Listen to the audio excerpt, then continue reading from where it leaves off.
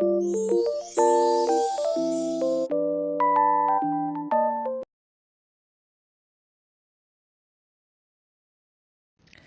I the asshole for sending my dying ex to prison? I, 21 female, work as a dancer in a nightclub. I became acquainted with one of my customers, Jay, 53 male, and we started dating soon after. A little about Jay. He's very generous, and it was not unusual for him to come into the club and spend hundreds at a time. He's a very respected and well-liked person in the community, and is a widow plus single dad. He's the person taking the kids in the community for ice cream and helping old ladies cross the street. He's a sick man and is dying with a couple of years left to live, but is really in shape, and he used to be a pro fighter. He's an addict with bipolar disorder. We have done a lot of drugs together at the start until I found out that he is an addict and told him that we would never do that together again. I know our quote-unquote relationship was very inappropriate, but I grew to have love for him and everything was great at the start. He showered me with compliments and gifts often and would give me money by the hundreds all the time, which I never asked for because I didn't have to. He always offered and didn't take no for an answer. He's not rich, but has his own business and does pretty well for himself. I stopped working to spend more time with him, and he made sure I had whatever I needed. There was a point where he was the person I saw the most between all my family and friends. He got antsy while we were apart, and I genuinely enjoyed his company, so I was staying over a lot. I even had space in his closet for my things. Fast forward to about 5 months into this relationship, and we are all in. I've met his daughter, mother, friends, everyone. Jay was still the kind, generous man I knew him to be, but this was around the time he started nitpicking everything I did. He didn't agree with me going out with friends or posting on Instagram, or even me throwing a party for myself. He was very insecure, and anything I did seemed to have bad intentions behind it in his mind. I feel the need to say that I am a stripper, but outside of that, I lead a very average life comparable to any 21-year-old girl. He just seemed to start having problems with anything I did/said. I was walking on eggshells around him at all times at this point, and even admitted to him that he was my main source of my anxiety. Business was slow for him at the time, and with that came stress. He stopped giving me much, which was understandable, but did promise to pay for a $1,000 Airbnb for one of my trips, plus $1,000 for me to replace my phone during this time. He told me he would reimburse me for these purchases, however, he never did. I never brought it up because he had already done so much for me, and was going through it at work. I never demanded more from him, and only ever gracefully accepted what he wanted to give me. This is when everything turns to shit. For context, I grew up never celebrating my birthday besides closing out candles on a cake. No party or gifts or celebration. I finally turned 21 this year and decided to celebrate with a birthday party since it's a big milestone. Earlier into our relationship, I found myself talking to Jay about it and told him it would cost me $10,000 to do. He shrugged it off and immediately told me not to worry about it, changing the subject. Over the next couple of months, I kept him updated with the planning and told him the date of when I would need to put a deposit down for the venue to hold my date. Well, the time comes to pay and he acts totally blindsided. I told him that I only needed the deposit and could handle the rest. He denied ever saying that he would help me with it, and was now treating me as if I was forcing him. We got into a big argument and I snapped because I felt unheard. I had not been working because of this relationship, so I really was relying on him to keep his promise to me. This party is really important to me, and I tried explaining that it wasn't about the money, but the principle of it all. He was upset and made me feel really guilty for even accepting his help in the first place. I told him I didn't even want it anymore, but he insisted once again, and he paid $5,000 in cash for the deposit. Jay had let it be known that he was taking money from his business to help me out, which made me uncomfortable accepting even more. He wasn't happy about it, but he ended up keeping his promise. For this next part, I should note that he's threatened to break up with me several times and has even gone as far as packing my things up and telling me to get out of his house out of nowhere. Coming home from a trip, Jay calls me and tells me to come over because he missed me and doesn't like being away from me for so long. I agree, but after a red-eye flight and unpacking, I fell asleep and ended up being an hour or two late to his house. He locked me out. He usually leaves the door open for me, but his daughter ended up letting me in. I go upstairs to find him upset, and after a little begging for us to please have a good night, He tells me he's done with me, starting to pack up my things once again. He thought I was cheating on him and kept saying things like, "I'm not your wallet," and "I have a daughter to take care of, and you just use me." I knew he was taking his work stress out on me, still angry about having to pay for my party. At this point, I was over him and his situation. I'm young, but I know what abuse looks like. Well, he ends up following me outside, and before I knew it, his hands were wrapped around my neck. I lost my breath for a second and started yelling for help as loud as I could as soon as he released his grip. I got in my car despite him trying to stop me and tried to apologize, and I drove to the nearest police station, accidentally driving over his foot in the process. I was in shock and crying my eyes out until I filed a police report. This was the first and only time he's put hands on me. They granted me a temporary order of protection and arrested Jay. The next day, I went to urgent care as my thumb was sprained. I blocked Jay and tried to get back to my life. I started working again and honestly felt like a weight has been lifted from my shoulders.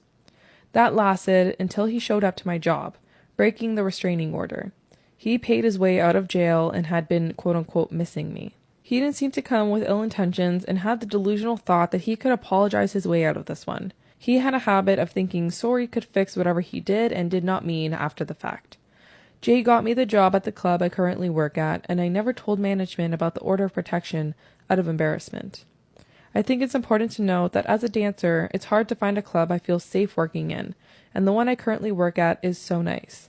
I dread having to find another place to work, and decided to keep working there until I find somewhere else. He is friends with the people who run the place, so I really felt like I couldn't tell them I got their lifelong friend arrested. Long story short, he leaves after realizing I want nothing to do with him and makes a huge scene, worrying about me calling the cops and sending him to jail. I'm sure if I called, he would have gotten years, especially because he's been convicted of violent crimes in the past, bar fights mostly. About a week ago, I received a call from the DA stating that Jay is denying ever hurting me with video evidence from his Ring doorbell. I knew he probably shortened the clip and is lying to the detectives about everything because this very well did happen. I talked to some of the girls I work with, and they made me feel bad for not turning him in. They were saying things like, "This is how these assholes get away with things." But honestly, despite him being an abuser, I still have sympathy for the situation. He's a dying single dad and a widow. I don't want to be responsible for taking him away from his daughter because he's all she has left and is truly an incredible dad. The DA informed me that if I don't want to press charges that I will no longer have an order of protection, but I don't want to go to court. I just want him to leave me the hell alone. Would I be the asshole for turning him in? P.S. I love you guys and I'm so happy I found your podcast. I like listening to true crime, but my anxiety has been so bad that I can't anymore. Y'all are definitely helping me fill the void for me, lol.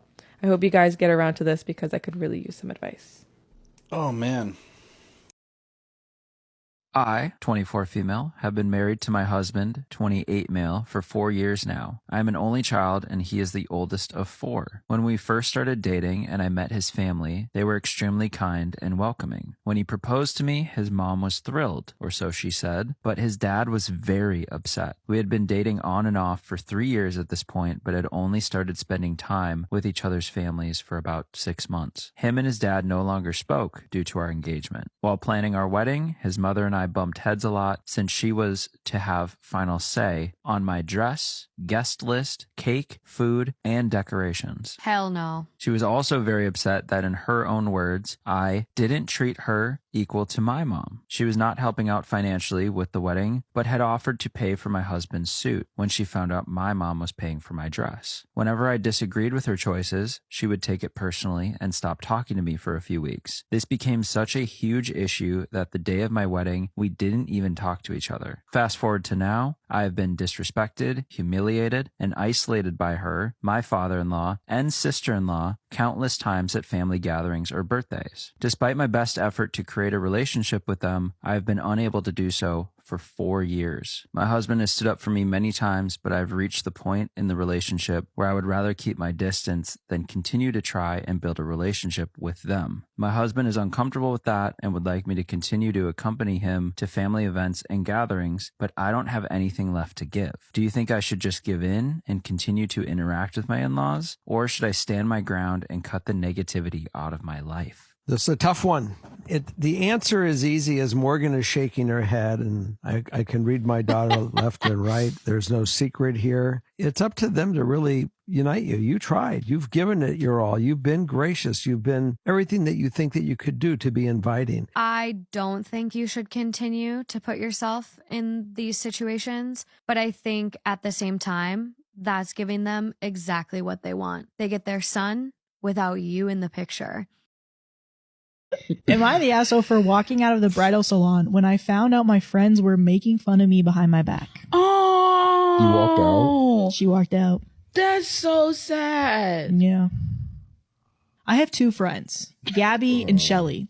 Yeah. All of us are 23, Shelly. if that matters. We were roommates in college and stayed in the same city after graduation. While the three of us are close, I've always known that Gabby and Shelly are the closest. They have a really sweet friendship. Shelly's getting married, Gabby is the maid of honor, and I'm one of the bridesmaids. Over the weekend, I went with Shelly so she could look at wedding dresses. Gabby was supposed to come with us, but got called into work last minute. I helped Shelly pick out some dresses, then she went with a consultant to try them on. Shelly asked that I take pictures and videos on her phone to send to her mom and Gabby. I was getting the camera ready when a text from Gabby came through. I didn't mean to click on it and was instantly going to click back out when I saw one of my Instagram pictures in their private chat from earlier this morning. Both were making fun of me for the face I was making and my outfit choice. It didn't appear to be in good nature. I admit curiosity got the best of me, so I searched my name in the chat. I found multiple pictures that my boyfriend, or my mom have shared of myself, absolutely ripping them to shreds, ranging from selfies to pose shots to even a few baby pictures. They'd also make fun of me in general in terms of the way I talked, wore my hair, and the way that I ate. This went back as far as I could tell, at least a year. My heart broke. It all felt so juvenile in high school. While we all joke around, I would never do this to them, nor have they ever even tried to instigate these types of conversations with me about the other one-on-one. I was in tears. As someone who was bullied all through middle and high school, it just brought me back to that horrible place. I put the phone in Shelly's purse and I brought it to another employee, telling her to tell Shelly that I had to go. I drove home and had a long cry. Shelly texted me by the time I made it home, asking where I went. I said I was going home and we could talk later. When she did call a few hours later, she was understandably confused and hurt that I left. I told her what I found, explaining that I only looked further because of the initial text that I saw. She went off on me for looking through her private texts and said those were none of my business. She also told me that I shouldn't have left the store without saying anything. I said I didn't want to make a scene, but also knew that I couldn't fake being happy for her. She told me that those texts were all in good fun, and clearly she loves me because I'm going to be her bridesmaid. She added that I'm only hurt because I chose to read all those texts. Later on, Gabby called me telling me that I invaded Shelly's privacy and hurt her by walking out. My boyfriend and my mom think I did the right thing by walking out, but obviously they're a little biased. I just wanted some unbiased looks. Was I the asshole to look through the text and then leave? So today I f***ed up by mimicking a British accent. For context, I'm working as a secretary at a hotel near me. Normally I am day shift, but the night shift worker's child got a fever, so I picked it up for her. Now I had picked up the shift about 30 minutes before she was going to go in, which meant I stayed awake the entire day during my normal day off work activities and was quite exhausted. So near the end of my shift, as my monster is wearing off, the hottest British man walks through the door. Like a normal human being, he says, "Hello." And before I can stop myself, I whip out the worst open mouth British accent that you've ever heard and say, "Hello, governor." I look up at him, processing what I just did, cover my mouth in shock, and quickly apologize. All he does is let out a quiet chuckle. Britishly, though. It's so British of him. He asked for a room for 4 days, and of course, I find him a room as I wish for someone to come and strangle me with a pillow. Anyways, hoping he doesn't complain to my manager and hoping he doesn't enter the hotel at all while I'm working my shift the next 2 days. TLDR, I mocked a British man at work today. I think I might have to bury myself in the ground for the next 4 days. And then there's an update, but that's what we have so far. So the update is, if you're interested in finding the first part, go to my page, please. Well, to put it short, I saw him on his last day and he was asking for the best dinner spot around so he could go out with a bang. I, of course, told him since it was a part of my job. He asked me if I'd be willing to go. Whoa. Sadly, I said I had made plans with some friends that I absolutely could not move, so I had to turn it down. But he did get my Instagram and has been chatting with me, and he's told me the next time he'll be in my area and wants to try again. I'll make sure to clear my schedule, LOL. This might not have been the most ideal update, but I'm happy with the outcome. And yes, he has laughed about me mocking him and told me it was about the worst he has ever heard. And no, he hasn't tried to mock my accent, but I'll be looking forward to it.